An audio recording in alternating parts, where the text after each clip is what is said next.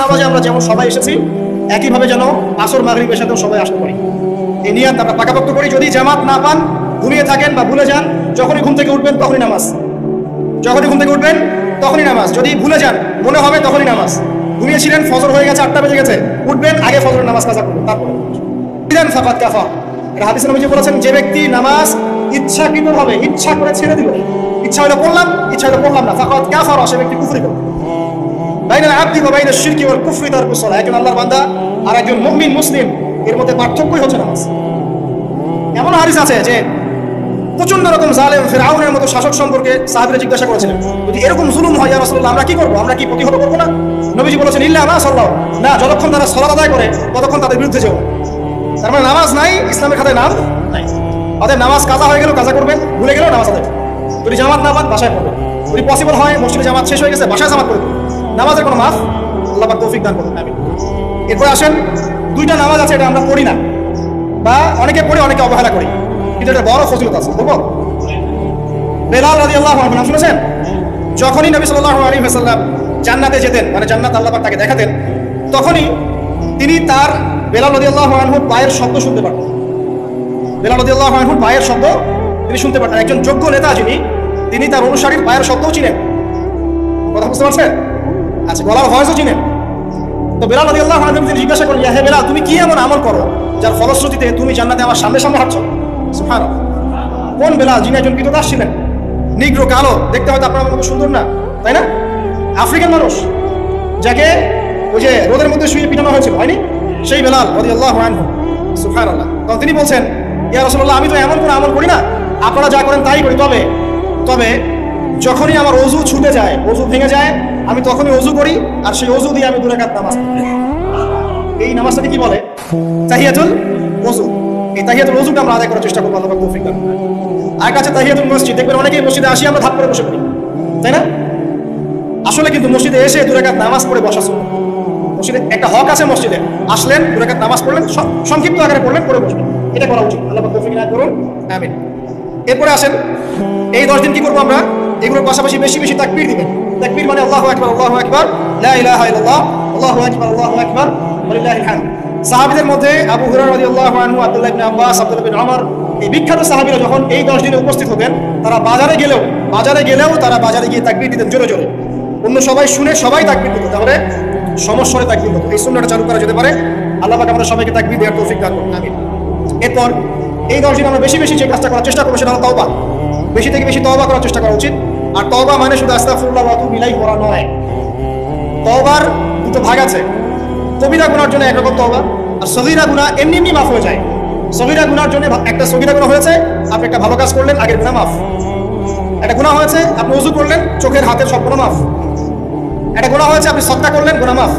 মানে গুনাহ মাফের অনেক সুযোগ আছে, কিন্তু কবিরা গুনাহ মাফের শর্ত আছে। শর্ত কি? 1 নাম্বার, পাক্কা নিয়াত করা যে আর কোনোদিন এই কাজটা করবো না ইনশাআল্লাহ। 2 নাম্বার, ইচ্ছা করে ওই পাপে আর লিপ্ত না হওয়া। এবং 3 নাম্বার, নিজে এই পাপের জন্য কান্নাকাটি করা, অনুতপ্ত থাকা, তাহলে ইনশাআল্লাহ মাফ হয়ে যাবে। আরেকটা শর্ত আছে, যদি পাপটা অন্য কারোর সাথে সম্পৃক্ত হয়, যেমন ধরেন কারো টাকা মেরে দিয়েছেন, টাকা শোধ করেন নাই, যেটা আমাদের সমাজে ট্রেডিশন হয়ে গেছে এখন, জমি মেরে দিয়েছেন, শোধ করছেন না, মান সম্মানের হানি করছেন, মিথ্যা অপবাদ দিচ্ছেন, হ্যাঁ, এক কথায় মানুষের সাথে সম্পৃক্ত হও, মানুষের ক্ষতি করেছেন, তখন কি করতে হবে? তখন ওই মানুষের কাছে গিয়ে ক্ষমা নিতে হবে। ডিফিকাল্ট, এবং এটার জন্য একটা বড় মনের দরকার আছে, মনের স্বচ্ছতার দরকার আছে। ভাই, আমি তোমার টাকা ধার নিয়েছিলাম, দেই নাই, এই নাও টাকা, শোধ করে দিলাম। ভাই, আমি তোমাকে ভালো মন্দ বলেছিলাম, তোমার গীবত করেছি, আল্লাহ তোমাকে মাফ করে দেয়, তুমি আমাকে মাফ করো। ডিফিকাল্ট এগুলো করতে হলে বড় মন লাগবে। আর যদি এগুলো না করতে পারে, তাহলে সমস্যা আছে। আমাদের মাঠে আল্লাহ পাক ধরবেন, এবং যারা হকগ্রস্ত এদেরকে দাঁড় করাবেন। আমাদের মাঠে নিজের নেকি তাকে দিয়ে ঋণ শোধ করতে হবে, অথবা তার গুনাহ নিজের আমল নামে নিয়ে ঋণ শোধ করতে হবে। কোনটা বেটার বলেন? দুনিয়াতে ছোট হওয়া না পরকালে ছোট হওয়া? তাই আমরা সবাই সবার কাছে মাফ চেয়ে নেই, যে আল্লাহ পাক আমাদের সবাইকে মাফ করে দেখ। যদি আমি আপনাকে কষ্ট দিই, আপনি আমাকে মাফ করে দেন। আপনি আমাকে কষ্ট দিয়ে থাকেন, আমি আপনাকে মাফ করে দিলাম। এই বিষয়ে চলে আসেন, আল্লাহ পাক তৌফিক দান করুন, আমিন। আরেকটা তওবা করুন, আস্তাগফিরুল্লাহাল্লাযী লা ইলাহা ইল্লা হুয়াল হাইয়ুল কাইয়্যুম ওয়া আতুবু ইলাইহি, দিনে 70 বার বা 100 বার, দিনে 70 বার বা 100 বার। যদি না পারেন, অ্যাট লিস্ট এতটুকু বলবেন, আস্তাগফিরুল্লাহ ওয়া আতুবু ইলাইহি, আস্তাগফিরুল্লাহ ওয়া আতুবু ইলাইহি, 70 বার বা 100 বার। এরপরে আসেন, এই 10 দিনের অন্যতম একটা আমল হতে পারে সওম রাখা।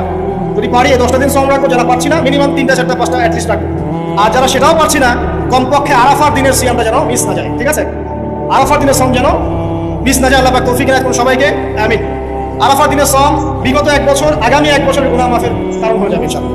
যত গুনাহ আমরা করেছি 1 বছরে আরাফার সওম রাখতে সমস্ত গুনাহ মাফ হয়ে যাবে। একটা হাদিসে পড়েছিলাম ইবলিস আরাফার দিনে সবচাইতে বেশি অনুতপ্ত হয়, মানে হতাশায় ভোগে। একটু আগে বললাম না ইবলিস আমাদের প্রতিবন্ধকতা, সে সবচেয়ে বেশি হতাশায় ভোগে আরাফার দিনে। আরাফার দিনে আল্লাহ পাক কাছাকাছি চলে আসেন, রহমত নাজিল হতে থাকে, সেটা দেখতে পারে। এবং আরাফার দিনে আল্লাহ পাক যত মানুষকে মাফ করে দেন এবং জাহান্নাম থেকে মুক্তি দেন তা অন্য কোনো দিনে করেন। অগণিত অসংখ্য মানুষকে আল্লাহ পাক আরাফার দিনে মাফ করে দেবেন। অতএব এই দিন সওম রাখতে হবে। কারা সওম রাখবে? যারা হজ করছে না তারা রাখবে, মানে আমরা যারা হজ করতে যেতে পারিনি এবার তারা রাখবো ইনশাআল্লাহ তাআলা। এছাড়া বেশি বেশি সওম রাখার চেষ্টা করা উচিত এই 10 দিন। ফজিলত একটা হাদিস থেকে বলেছি, একটা সওম আপনার কি হবে?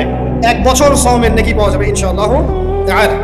হজ এবং উমরা করা, যারা এই 10 দিনে হজ উমরা সুযোগ পেয়েছে তারা আল্লাহ পাকের মেহমান। আমরা দোয়া করবো আল্লাহ পাক তাদের সবাইকে সুস্থতার সাথে হজ করার তৌফিক দান করুন এবং আমাদেরকেও জীবনে অন্তত একবার হলেও মাকবুল হজ করার তৌফিক আল্লাহ পাক দান করুন। এবং একটা হাদিস এসেছে, যে ব্যক্তি বিশুদ্ধভাবে হজ করতে পারে, মাকবুল হজ, মাবরুর হজ, সেই ব্যক্তি ওই দিনের মতো নিষ্পাপ হয়ে যাবে যেদিন তার মা তাকে প্রসব করেছে। আর একটা কাজ আছে এই 10 দিন, সেটা হলো ঈদ আজহা এবং কুরবানি। ইনশাআল্লাহ তারা নেক্সট যে খুতবা আসবে সেই খুতবায় আমরা কুরবানি, এর মর্ম, এর গভীরতা, এর শিক্ষা নিয়ে আলোচনা করবো ইনশাআল্লাহ। তবে কুরবানির সামনে আছে, এই 10 দিনের মধ্যে আমরা পশু কিনবো। পশু কেনার সময় আপনি আপনার সামর্থ্যের সেরাটা কিনবেন এবং পশুকে কেন্দ্র করে কোনো রকম শো অফ করবেন না। আমারটা 1,60,000, আমারটা 1,80,000, কত ভাই এত গলায় লটকিয়ে দেওয়া, এইসব কাজ করতে হবে, ঠিক আছে? কিন্তু পশুকে আপনি মহব্বত করবেন, পশুকে নিজ হাতে খাওয়াবেন, পানি পান করাবেন, যাতে তার প্রতি আপনার মহব্বত সৃষ্টি হয়। এবং এই মহব্বতের প্রাণীটাকে আপনাকে কুরবানি দিতে হবে। মনে রাখবেন, যিনি কুরবানি দিচ্ছেন তিনি যেন একজন ইসমাঈল আলাইহিস সালাম, যাকে কুরবানি দেওয়া হচ্ছে সে যেন যিনি কুরবানি দিচ্ছেন তিনি যেন একজন ইব্রাহিম আলাইহিস সালাম, আর যাকে কুরবানি দেওয়া হচ্ছে সে যেন একটা ইসমাঈল আলাইহিস সালাম। সবচেয়ে প্রিয় বস্তুটাকে কুরবানি করতে হবে। এই জন্য আপনি আপনার সামর্থ্যের সেরাটা কিনবেন।